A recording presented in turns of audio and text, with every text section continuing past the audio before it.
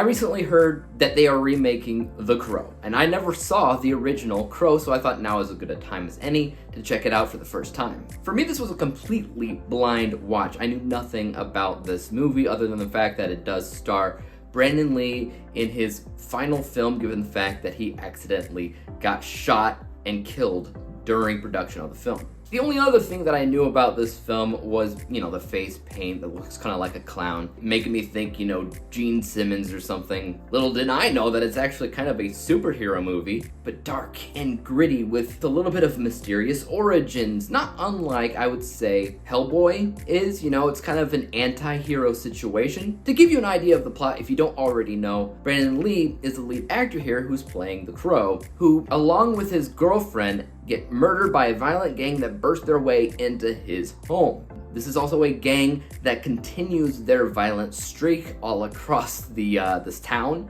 and so he's resurrected in order to exact violence upon these gang members and to stop the evil reign that they're ultimately known for. He does have some unique abilities such as seeing through the Crow's eye, reading minds, and I guess kind of a psychic transition thing where he can give people memories. There's definitely some other things going on there. I don't think that the powers specifically were given enough screen time to fully embrace as a superhero type story. It is based off a comic book series, which I never read, obviously. So I don't know, when it comes down to source material, how much screen time is given to those abilities. Don't know. But I would have preferred to see a little bit more focus put on them, because that's the stuff that actually makes this character as unique as he is. I would say when it comes down to atmosphere, this film constantly kind of reminded me of Batman, like the early 90s Batman movies with Michael Keaton specifically. It feels kind of like that, where it's dark and grimy,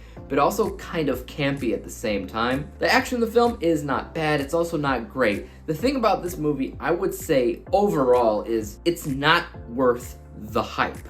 As a whole, it's fine, it's totally fine, but I do think it's partially because of Brandon Lee's death that ultimately caused people to watch this film and consider it either a masterpiece or iconic or deserving of several straight-to-video sequels or this remake that's coming out soon.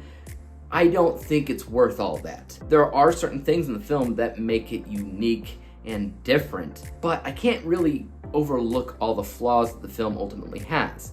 Yes, it came out in the 90s, and the 90s was kind of known for a lot of different campy things. So I know I'm being a little bit unfair here because I watched this 30 years after the fact when it first came out. But none of the visuals, when it came down to visual effects specifically, looked all that great. The film began with a visual effects type of intro where you see a bunch of fire coming off of buildings, and the entire thing looked fake, like the fire looked flat. It reminded me of PlayStation 1 graphics. Also, when it came down to the character of the Crow, I appreciate this character, especially after I read more about his real upbringing in the comics. It makes a lot more sense there. There's not a ton that's actually explained in this movie. Like, I get where he gets the inspiration to wear that specific makeup on his face, but I never understood why he actually did it in the first place. And this is actually pretty big.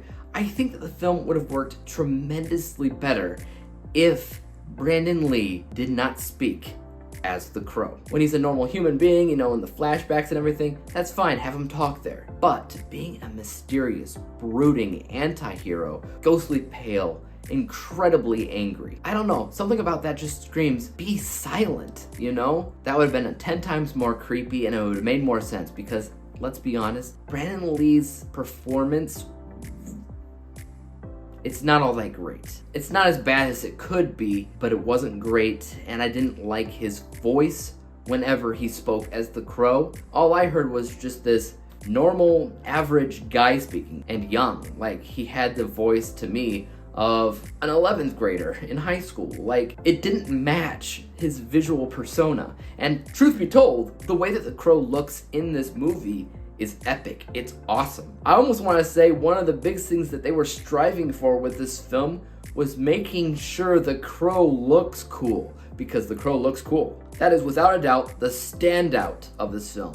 his appearance. But I would say the rest of the film is more idea and concept than execution. So I did not hate the movie, but I thought could be a little bit better. In fact, I might be a little bit blasphemous here a little bit, but a current film, a remake, might fix all of those problems. Now I've seen, images of the film. Nobody's ever going to recreate the iconic look of Brandon Lee as the Crow, but story-wise, production-wise, editing-wise, all of that is probably gonna be an improvement overall. So I am looking forward to that remake.